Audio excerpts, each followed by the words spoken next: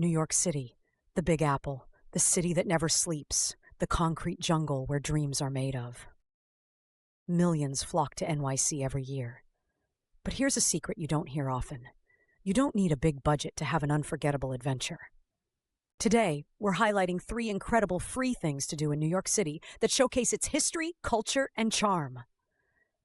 First up, we're hitting Manhattan's Highline. Imagine a park, but make it elevated above the streets of the city, weaving through skyscrapers, art installations, and fantastic river views. That's the Highline. Once an abandoned railway track, it's now a lush, linear oasis stretching over 1.45 miles. And yes, it's completely free to explore. Stroll through in spring for blooming flowers, stop by for public art exhibits in the summer, or just enjoy the stunning city views year-round.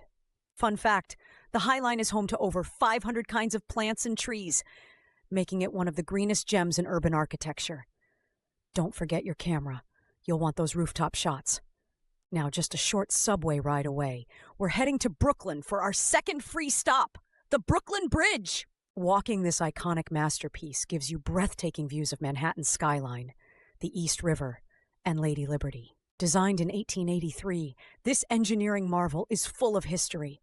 It was the first steel wire suspension bridge ever built. Start your journey on the Brooklyn side for fewer crowds and end it in Manhattan.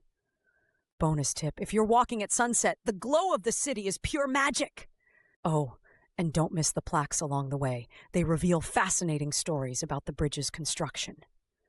Finally, we wrap up with a local favorite, the Staten Island Ferry.